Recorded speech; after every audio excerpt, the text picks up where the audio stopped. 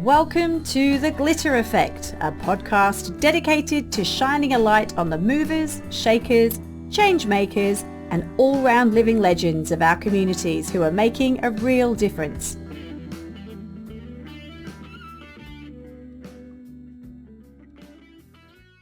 Today's guest on The Glitter Effect is someone whose story is as powerful as the legacy she continues to build. Kylie Pussell is the CEO and co-founder of the Miracle Babies Foundation, which is Australia's leading organisation supporting premature and sick newborns, their families, and the hospitals that care for them. What began as a very deeply personal journey for her, navigating the NICU with her own premature babies, the NICU being Neo-Intensive Care Unit, it's grown into a national movement of hope, support and advocacy. And under Kylie's leadership, Miracle Babies has touched thousands of lives over the years, and she's been championing better outcomes for vulnerable newborns and ensuring no family feels alone in their journey. Kylie is a passionate advocate, a proud mum, and a true community change maker. And her glitter, well, it's found in the way she transforms pain into purpose, lighting the way for others with empathy, courage, and an unstoppable drive. Kylie Pussell, it is my absolute pleasure to welcome you to The Glitter Effect. Thank you so much for having me, Kate. You're very welcome. Thanks for taking time out of your busy schedule. Kylie, let's start and dive straight in. I didn't know anything about Miracle Babies Foundation before we connected. So please share with me and the listeners as well who aren't familiar with it, what is Miracle Babies Foundation, and tell us how it came about. Yeah, we're a charity and we are a parent organisation. So we're not clinicians, we're not doctors or nurses or social workers. We're parents who have been through having their baby in the neonatal intensive care unit, and that's a really different start to parenting than anyone can ever imagine. So it's quite isolating and lonely. So being able to connect and talk and share, your journey with other parents who are in similar situations is, completely life-changing and can normalise what you're going through. Because, you certainly don't have a pregnancy to expect, that your baby will be in NICU. So it's really, really a different experience. And we support families with peer support. So it's that connection, it's that, that hope, that, show the glitter, let it shine, that, there is an end to this and, can take baby home. And sadly, though, for those babies that don't get to go home, to be able to show the parents that there's still support out there and that they can still, be part of that community and, acknowledge and remember their baby as well. And is it a national organisation, Kylie? We are national, so we deliver services face-to-face in hospitals. We have a 24-hour support helpline for families as well, and we do nurture groups, which are planned support groups after the baby is discharged home. So keeping these families connected is really important. And then we provide resources as well for families while they're in hospital, as well as a whole huge range of other things like advocacy, and supporting hospitals with some financial support for equipment and things like that. Amazing. It's incredible. And how long have you been going for? How many years? Yeah, it's exciting. This year, in 2025, we've been 20 years. So, wow. Yeah, it's certainly been a long way, but we've learnt and grown so much, which has just been amazing to be part of. So you have a personal journey as to how you came to being part of Miracle Babies. Can you talk us through that? Yeah, sure. So I've got 3 surviving Miracle Babies, now all young adults. But definitely the parenting road for me was not easy. Had infertility issues and going through IVF, and had an early miscarriage at 10 weeks, then had, they call it a midterm miscarriage, but you actually have to deliver when you're going to labour at 16 weeks. And then I was diagnosed with cervical incompetence, so with my next pregnancy. So I had emergency surgery when I was 22 weeks pregnant with her, which was on its own extremely scary, and spent 8 weeks in hospital on bed rest. And she came at 30 weeks and spent 6 weeks in the NICU. So that was our first experience of the neonatal intensive care unit. It's not something I really even knew existed. It's all very much behind closed doors, and, the babies and families are quite protected in the clinical environment that way. So that was our first experience in the NICU, and it was during that time. And Madeline was only in for 6 weeks, so, quite a reasonable kind of hospital stay, but certainly not as severe as some families have it. And it was during that time that I actually made some lifelong friends. And 20 years on, we are still lifelong friends. And you don't realise, I think, in the moment, But until later, that support of having someone beside you that you can check in with every day, and just even though we're all going through different things with our children, that support of having, having to go home every day and leave your baby there, Mm. not having your baby to establish breastfeeding, you're expressing your milk into a pump and your baby's being fed by a tube. So those bonding and normal parenting experiences aren't there in those early days and weeks. And yeah, those wonderful mums and families still lifelong friends today. So, that was certainly a big positive that I took out of that first NICU time.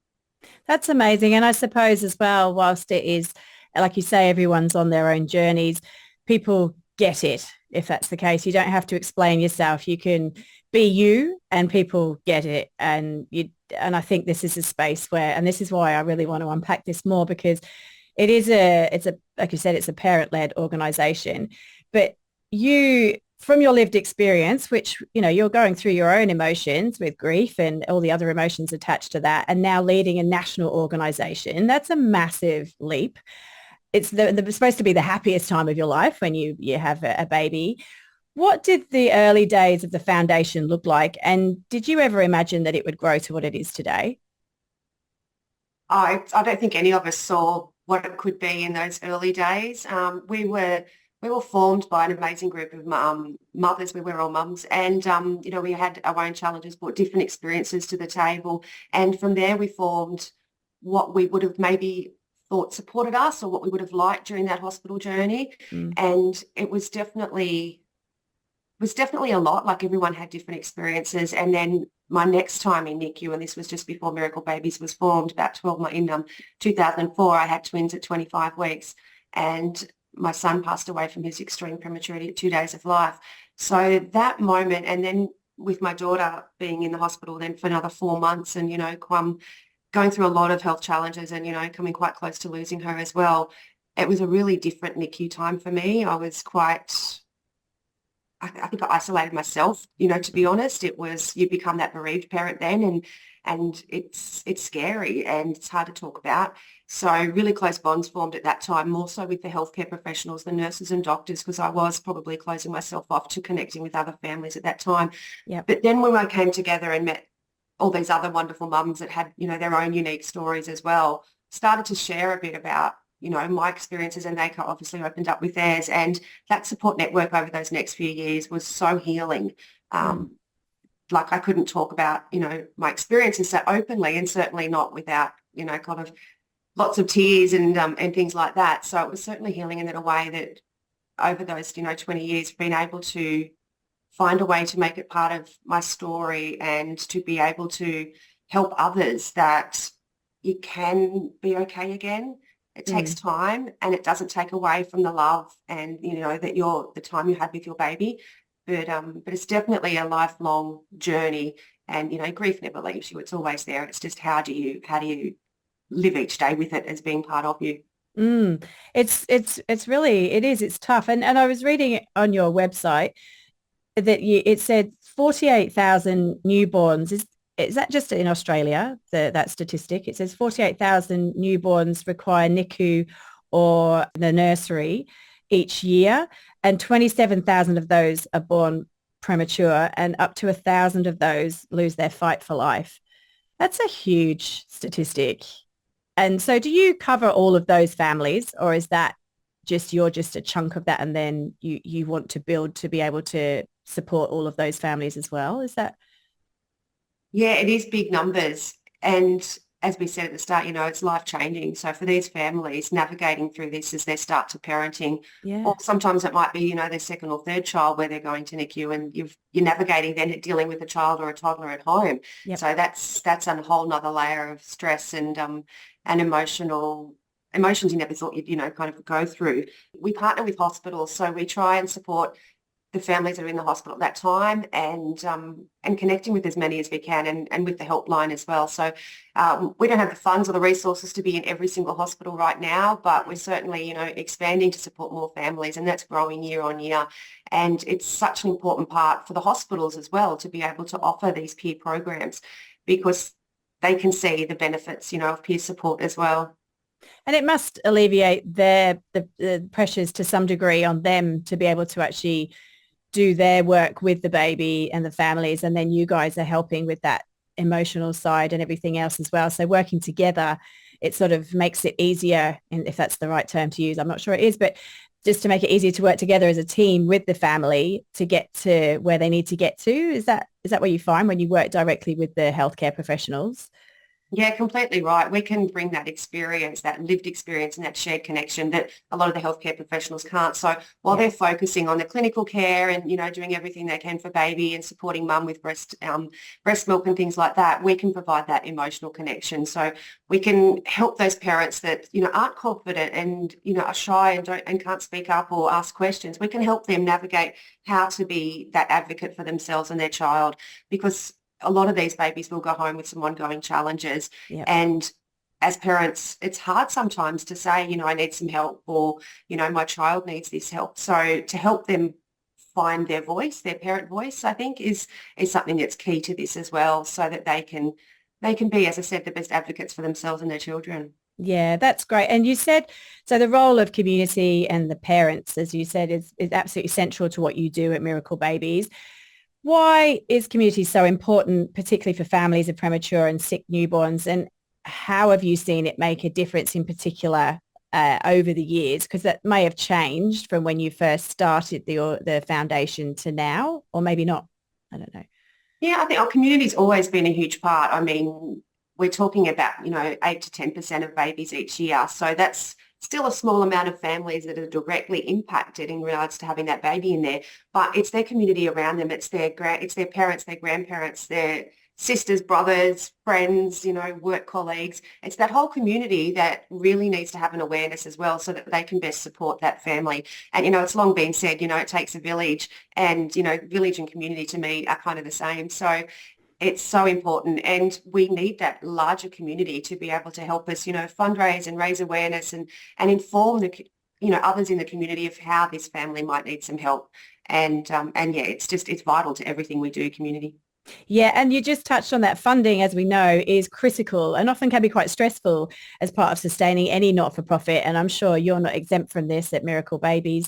How do you navigate the world of grants and fundraising, donor relations, and what have been the biggest struggles and successes in keeping Miracle Babies going financially? But I'm tipping that you don't get any government funding. No regular No. ongoing government funding, unfortunately, not for lack of trying, that's for Yeah. sure. But Yeah. yeah, it's definitely something that we believe should be more highlighted and valued by governments, because we, especially now being around 20 years, we've established really good relationships with hospitals and healthcare professionals. We've got world-leading programs. Like, our programs are talked about globally about how good they are and how much benefit and impact they make. Mm. And yet we're so limited by how many families we can support and help in the moment, because we don't have enough staff to go out and do that. And we have a really great, national volunteer base as well. But volunteers can only volunteer a limited amount of time as well. We Yep. all we all have to, usually work, or we might have family obligations. So it's definitely something that is, I guess, a bit limiting for us, like with the demand that hospitals and families need this support. So that is frustrating. But definitely over the years there, yeah, has been some moments, some hairy moments where fundraising and things are tough. It is Mm. a really tough gig, fundraising. But once again, we're very lucky that we have a wonderful community that do support us, and great partners in that. But yeah, we often say here in the office as a team, the more funding we have, the more families we can help. So it's kind of like hand in hand. You need both sides to be working really well.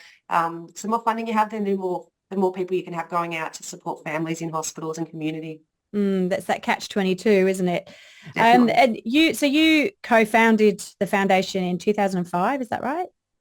Yes, so Yeah. one of an amazing group of mums, and came together. The word got out from the hospital, and yeah, I remember walking into that room and only knowing one other mum, but just hearing the family stories of what they'd been through, and yeah, that healing and that peer support, like it just became so important over those next few years. I think for all of us, especially in the Yeah. early days as our children were still young, and going through their development years, and ongoing challenges, and then starting school.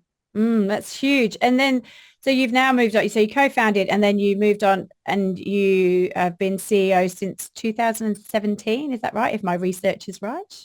Yes, that's right. So I got Yeah. appointed to CEO in 2017, and yeah, it's been it's been amazing, I guess. I don't come with an MBA. I don't come with, that business or CEO experience. So it's definitely been a lot of on the job learning.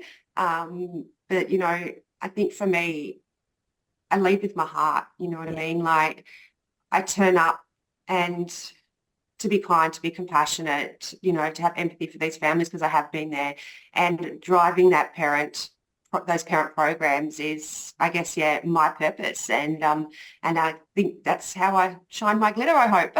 Yeah, you do. And that was, you've actually taken my next question because I was actually going to ask, because you wear many hats as mums do. But you in particular, because you're a leader, a very selfless leader, a mother, an advocate, and everything else that you do on just a day-to-day basis. How on earth do you juggle all that and remain sort of okay? Or do you take step Yeah, backs? it's a Do you good have to, question, isn't yeah, it? yeah, I am very lucky. I do have a wonderful family and good support, and my family's kind of spread around. So I've got my mum, in regional New South Wales, so I get to go there and have time out on the farm there and just to kind of chill and relax and regroup. And my sister's down in Victoria, so same again in regional, so I get to go there and same again, just relax and chill. So I'm very lucky with that. I've got a very supportive family, and yeah, and I guess it's just taking that time out when you need it, mm, to be able to breathe, and that's okay. Everyone does need to recharge. So yeah, for me, recharging is the country fresh air.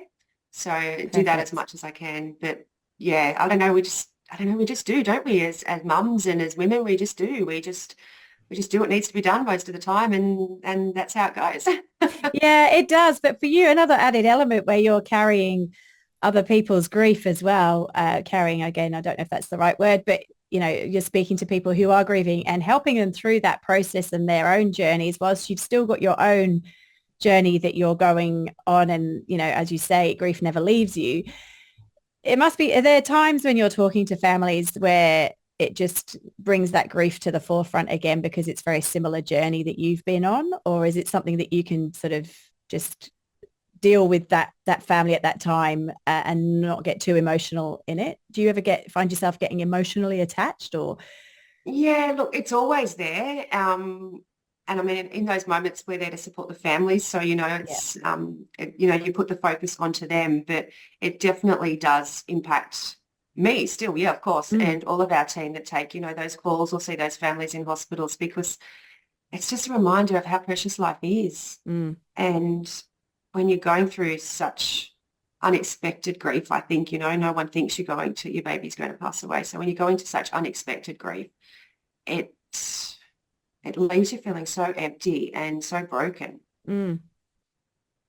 And there's no quick fix, no real answer like to that, So being able to sit with them, I think, is part of the special thing that we can bring to those families, because grief is a really hard thing to talk about, and a lot of people are uncomfortable with it. So for us, as hard as it is for us, but to be able to sit there with someone in their darkest moment and just be there, Mm. knowing that we can't fix it, but just having someone there is, yeah, I just think is so important. And yeah, sometimes you don't need words. It's just Yeah. having someone there who can sit with you without trying to fix it and fill the silence or the voids with words that sometimes can hurt and harm more than do good. So yeah, I think that's one of the things that we focus on a lot, is just sometimes being able to just be there Yeah. when no one else can. And that's hard. And yeah, I mean, it's been for us, like my daughter just turned 21 a few months ago. So for us, it's 21 years since we got to hold our son. Mm. And that that pain never goes, Mm. because it's further away from him. Yes. As Yes. time goes on, it's further away that we got to spend time with him. Yeah. And that's really good advice though, what you're saying about that. And I think as humans, we feel that we have to fix everything as well, don't we? If you've got that heart, you always feel like you need to fix things, or you can fix things that sometimes you just can't. And it's just, like you say, just that presence and being there is just enough in that moment. Yeah, I think that's really important. That's my takeaway anyway. I feel that's very powerful. That's hit me in the heart. Um, you started, we're sort of back and forthing actually now because I'm now got lots more different questions. You started very small through, was it in the Liverpool region? Is that New South Wales? through, obviously that's your local hospital. What, and then you've obviously expanded beyond that across the country over only 20 years. And that, that's incredible. That's huge. What is next for Miracle Babies? Oh, that's a fantastic question. We're in a really exciting time right now in regards to being able to support more families. So we've since since about 2020, we've brought in some new programs and we've started to focus on the whole life of these babies and families. Mm, It's not just those early development years. So much research and information is out now about the long-term impacts for these babies. And, I'd go to conferences and, we're talking here and it's like, well, we're learning all these things, but how are the families across Australia knowing these risk factors and maybe they can make different choices that could reduce those risk factors and just that information and awareness. So we launched our information hub in 2020 and it continues to just grow. It covers right now through to adulthood mm, and it's just continuously growing with more suggestions from families. Oh, you haven't got anything on this condition. Can you get that sorted? So it's constantly growing. And then it also brought about, I think, a new kind of model of care for our programs in hospital. So where we were visiting hospitals, 3 hours a week or, 2 sessions of 3 hours a week, it's a lot of families that we're not seeing yeah. because some families might go in the morning or the afternoon or the evening. So there was so much gaps there that we could see and it was like, how do we fix this? So we worked on developing our new model of care, I guess, and it's in the hospital 3 days a week. So we have a worker go in or a volunteer 15 hours to the hospital unit, to the NICU, and they're there and they're just being part of the family journey. Instead of checking in once a week, it's actually, so much more. The relationships are stronger. The feedback so far from healthcare professionals has been just wonderful to hear, like the connections that we can help these families ask those questions, make those meetings, share those triumphs, share the milestones when they do things Mm, like Bud's put on weight this week, though those little things are really big things in the NICU, yeah. Yeah. and being able to be there and have that same support person right through and not having to continuously tell your trauma, if that make, you know what I mean, like Yes. retelling Yeah. of the trauma. So Yeah. we're actually helping them, progress through the hospital time. And then that support continues on if they come to the play and support groups after discharge, because it's the same person again. So it's that real continuity of care. And we're being able to roll that out into more hospitals at the moment. And yeah, I really strongly believe the impact is just going to be huge in regards to those families that we once were missing. Hopefully we can, build stronger relationships and support networks for them. That's amazing. That's so good. I love that. And I love the fact that it's future looking forward as well. It's such a important thing to do in any space and in particularly in this space because it's not going away. If anything, we need to have more support in this space, as you say.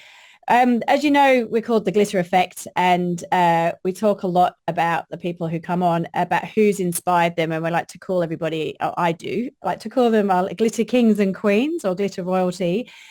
Is there anyone who has inspired you or supported you the most along the way? Who's your biggest, I suppose, cheerleader or inspiration? I think there's probably quite a few that I could put into that category, but I think certainly my parents. Yeah. We're a very close family, so certainly my mum and dad. They were both all very community focused while we were growing up. We were parts of lots of committees and volunteers on lots of different things. So we grew up in that environment, and yeah, it's just I think the way we were built. Like I was president of our local netball club. My sister the same where she lives. So we're just, yeah, very much about giving back and being part of that community and forming those relationships and friendships. Like I love that about everything that I do, that I get to meet so many wonderful people. So definitely my parents, I think. And then during, I guess, my early parenting days, I'd have to say all the families that I met through Miracle Babies was certainly a huge part. A couple of superstar, amazing lifetime, I think, friends. Quite Yeah. a few fall into that category. And then I think as I get older, I think my children. Yeah. Beautiful. Beautiful. You said 3 children Yes, yeah. and how old are they now? Nearly 24, 21, 18. So Yeah. they're all left school, they're all Yeah. working. But yeah, just what they continue, constantly proud of them, they continue to reach their goals and keep dreaming and yeah. That's great. That's important. That's so important. And so the glitter effect is all about what we call those sparkly, small but mighty acts of kindness, compassion and connection that ripple outwards. Um, what does the glitter effect mean to you? Because everyone has a different idea of it. And how have you seen it show up in the work that you do? think I think for me, and I hope that's how other people see me, is I think the glitter shines through for me with kindness. Mm, Everyone has a story. Everyone can be going through something, and we've all done it. We've put on the brave face, and we turn up and we do what we have to do. But sometimes we're broken, and I think always being kind, mm. because if it's just such a simple thing that if we all do and all do every day, we'll hopefully all go home and have a happy day at work, but also have a happy day at home. And even in those moments where they're not happy moments, with some of these families and around grief, kindness again is just, for me, the core, the center. Mm.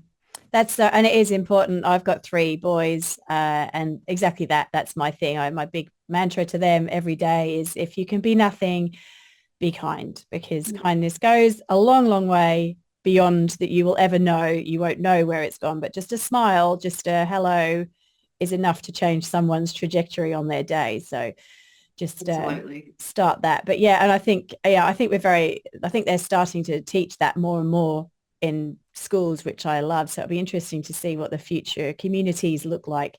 Um, Wrapping up now, if anyone wants to make a difference or get involved in Miracle Babies, how can they do that? Multiple ways. We embrace our community and supporters. We love having events and things to go and meet them, and have those enjoyable moments. But you can just head to the website. There's lots of ways you can get involved. It's miraclebabies.org.au. You can make a one-off donation. You can sign up to be a regular giver. You can volunteer at our events. We have a wonderful event coming up in September in Sydney, and this time in Perth as well. So we're spreading it out to Perth in WA. The Miracle Moonwalk. So it's about a 10K family-friendly walk, bring the prams, and it's just a great way for everyone to, turn up, have fun, support each other, and raise awareness, in those fundraising efforts as well about the work we do and the families that we support. That's amazing. And I actually saw on your website is, can you remind our listeners what your website is? miraclebabies.org.au. If you do nothing else, jump on there and have a look through. I just couldn't stop reading as soon as I started. And then one of the things that you can help with as well, it's the sewing and knitting. Yes, I yes. love that. Tell Yeah, us more about that. yeah, so we get lots of donations here to the office and to hospitals. So a lot of the babies in some hospitals, they can't maintain their body temperature, so they, may wear booties and beanies and things like that. And we also give beanies and knitted items in our resource packs, because it's a keepsake for families, so that, that's that for their baby, they can take that home. We do also provide a resource for our bereaved families, a memory box. So in that, our volunteers knit matching hearts or matching little teddy bears, and the aim of that is that one can be with baby and one can be with the parents and things like that. So, and blankets, memory blankets, so same again, one set for the parents and one for baby. So yeah, really important things that anyone like knitting and sewing people can do, and yeah, all those donations are always greatly appreciated. Yeah, I think that's amazing. You are incredible, Kylie, and I really do appreciate your time today. Thank you so much. That's Kylie Pussell, for CEO and co-founder of Miracle Babies Foundation, who has joined us today on The Glitter Effect. Kylie, your passion, your vulnerability and unwavering commitment to supporting families through what is one of the most challenging journeys of their lives with a premature or sick baby is beyond moving. I actually have no words to describe it. I think you've really just expressed yourself extraordinarily well today, and I applaud you for what you're doing, and thank you for sharing today. Your story and the work of Miracle Babies is the definition of community in action, and you are a true glitter queen who leads with heart. Thank you for your time, and we wish you all the very best with what's to come with your personal life and with Miracle Babies. Take care. Oh, thank you so much for your kind words. And I've loved chatting with you today. So yeah, thank you for your time too. Thank you. Thank you for joining me, Kate Ganneil, on The Glitter Effect. If you've loved this episode, be sure to subscribe, share it with a friend, and let's keep the conversation going. Until next time, keep showing up, making an impact, and sprinkling that glitter wherever you go. Bye for now.